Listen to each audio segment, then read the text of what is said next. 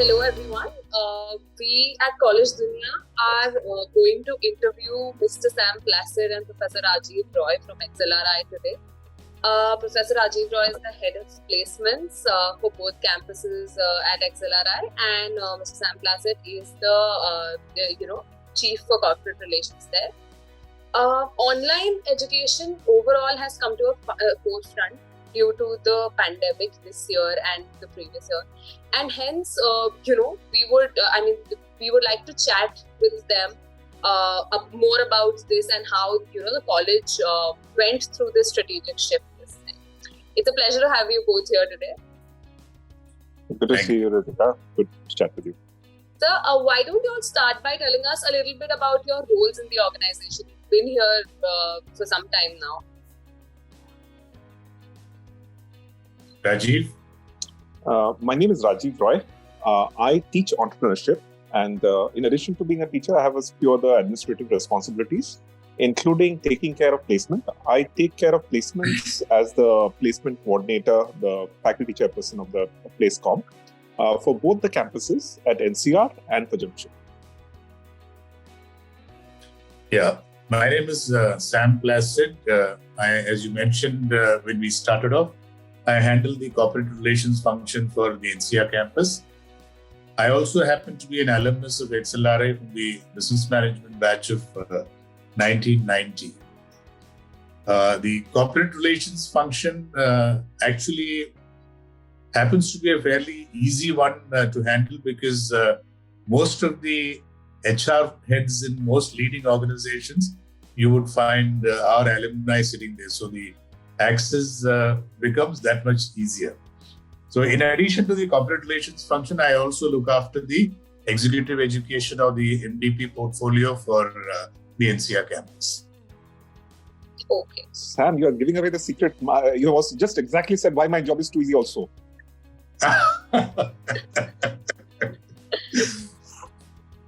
Okay, sir. So moving on, the pandemic has forced a sudden shift to new ways and modes of instruction.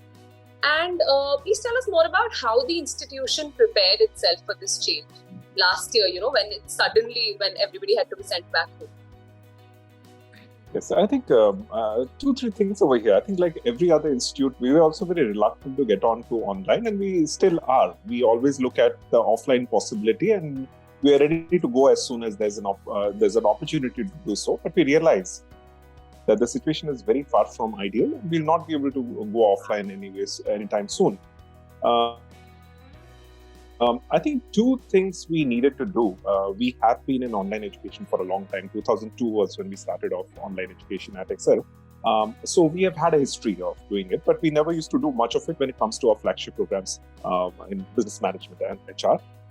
But the thing is that there are 2 main things that we had to do. One is, of course, given the sheer amount of online education that we had to do, we needed to upgrade the infrastructure, both the physical infrastructure as well as the tools. It is a different set of skills than teaching offline. So both in terms of faculty and in terms of staff, there needed to be a lot of new things that we needed to learn before we can go ahead and teach online.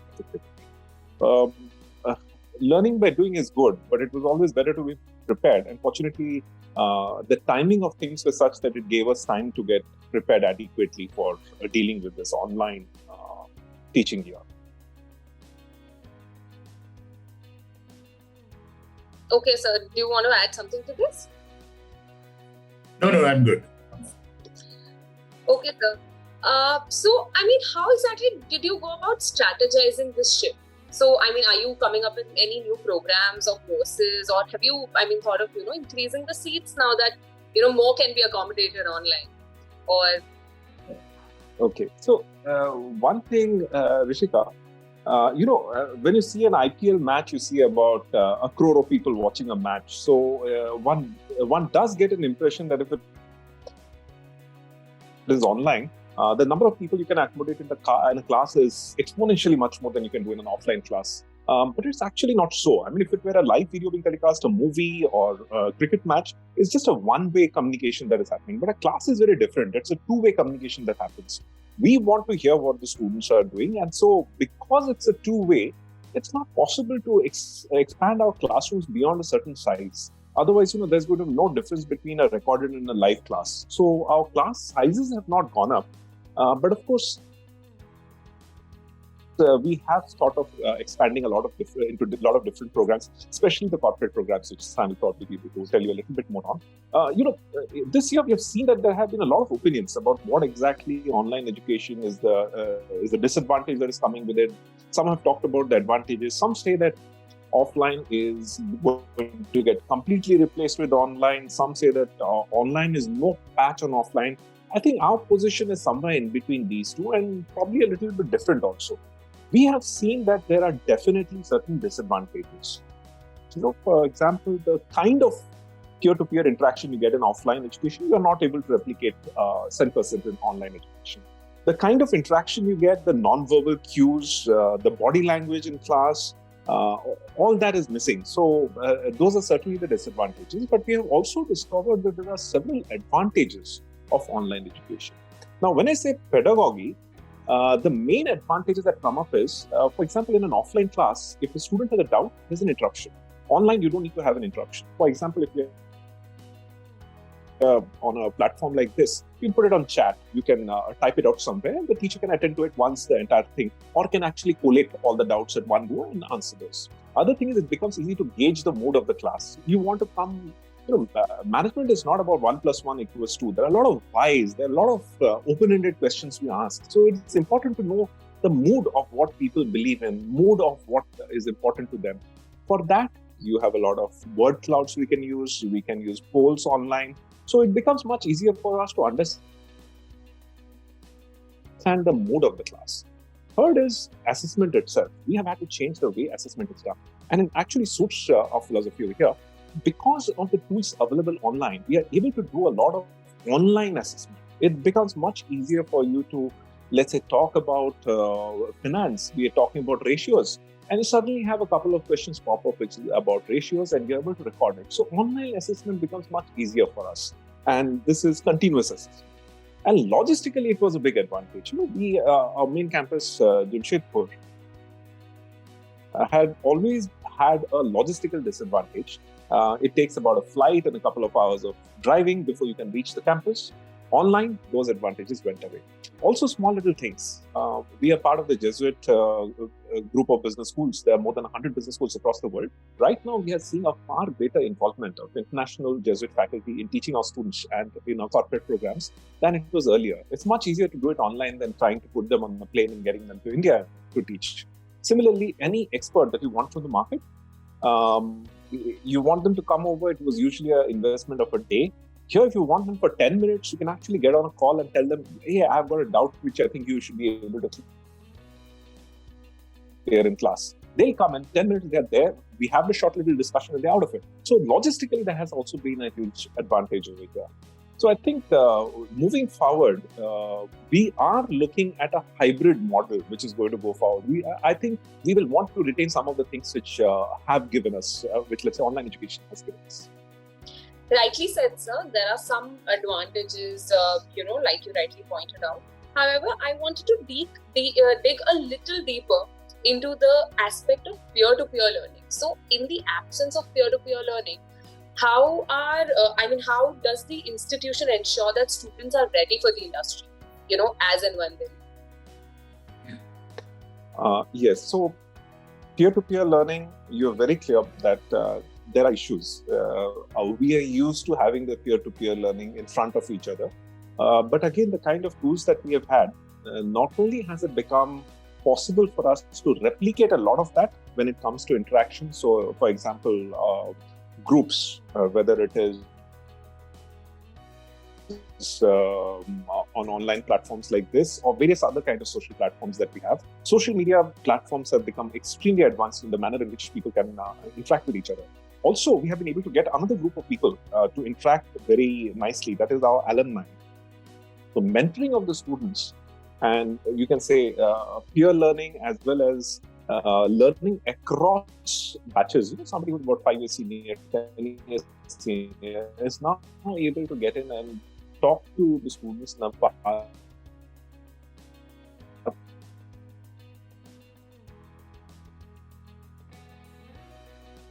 easier way.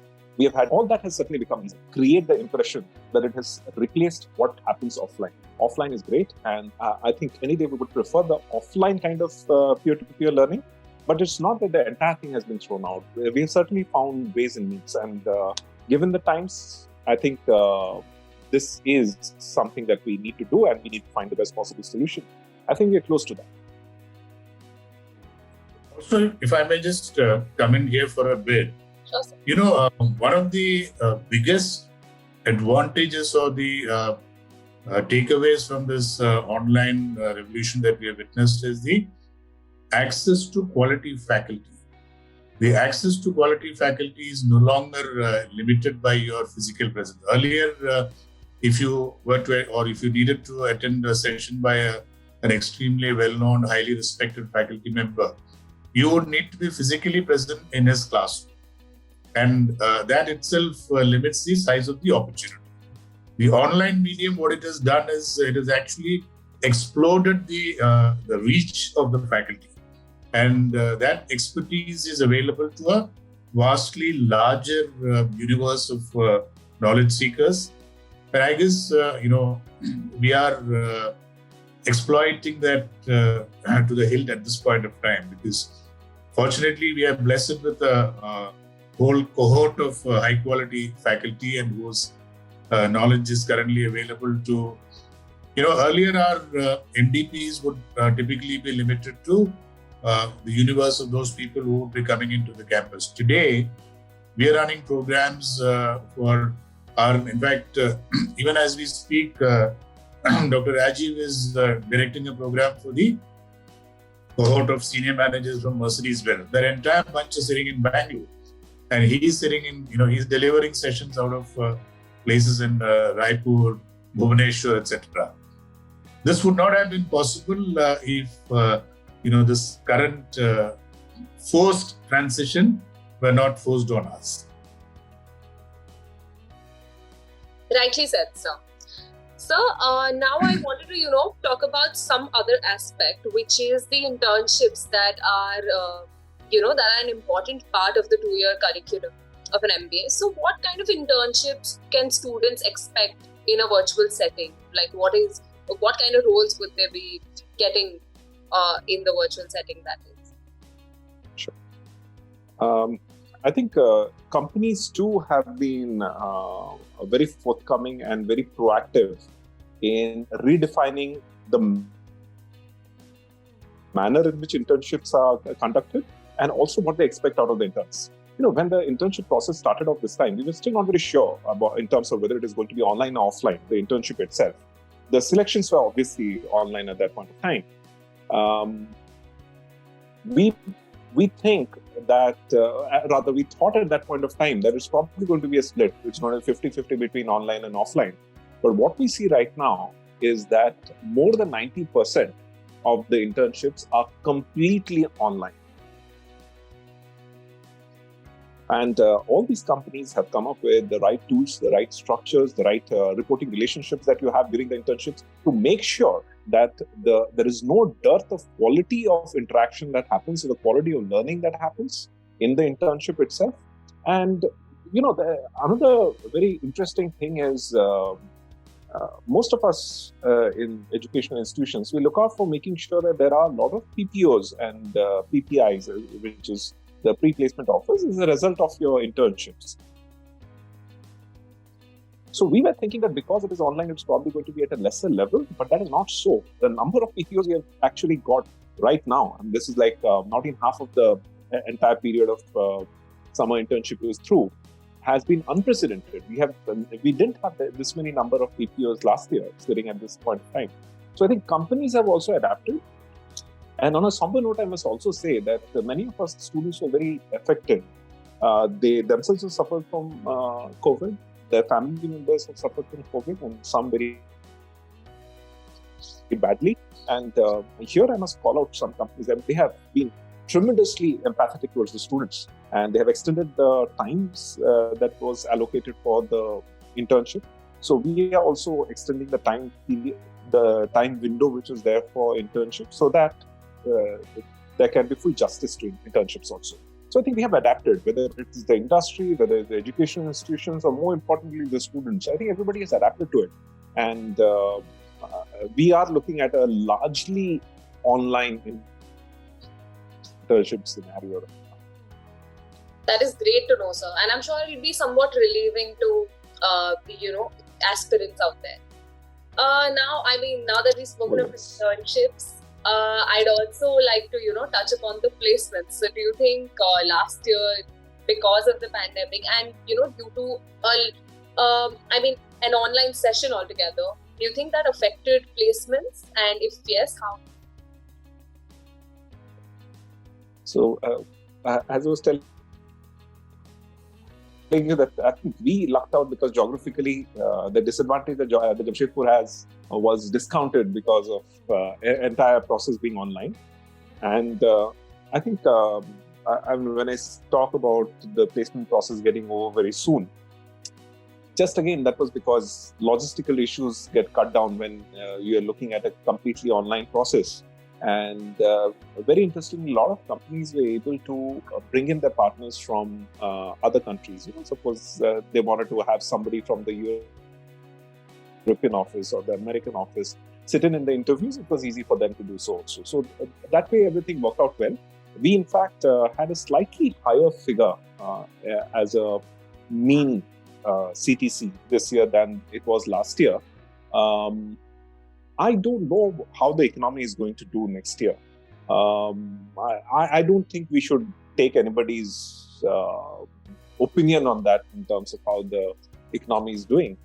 But assuming things don't go very drastically wrong, I don't see too many things going wrong as far as placement is concerned, at least in the top few institutes.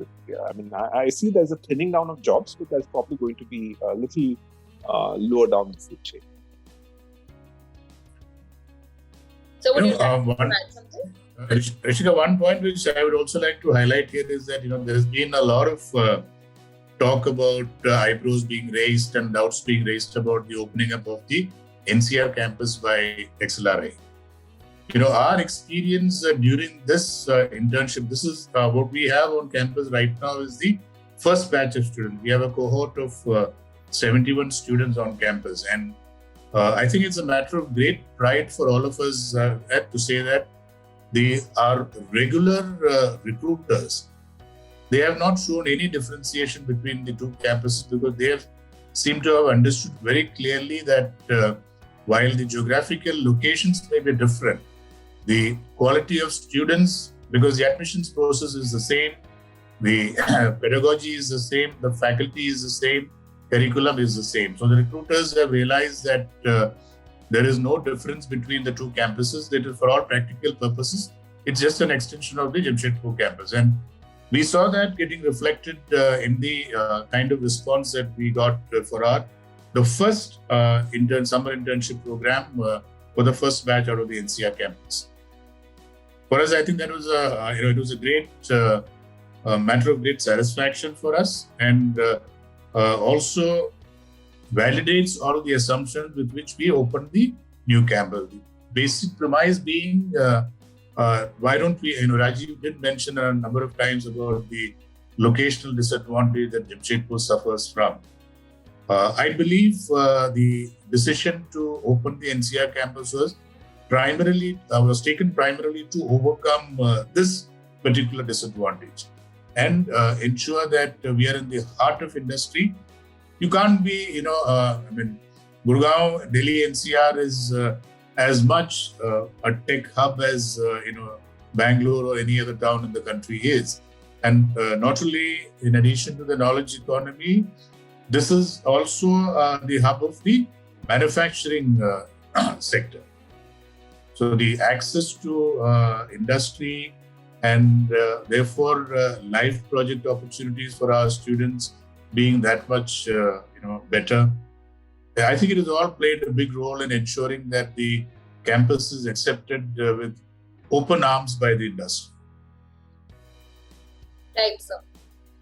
So, sir, moving forward, lastly, I'd like to ask if you have any, suggestions or any words of guidance for aspirants or the student community in general?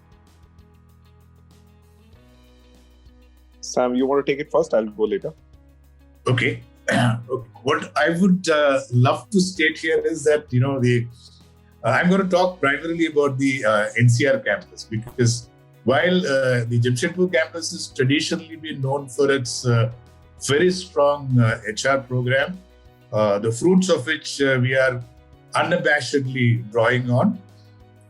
The NCR campus, what we plan to do is we want to position this on everything contemporary, everything digital, and look at this as a place where managers of tomorrow, with exposure and expertise in futuristic technologies come out of.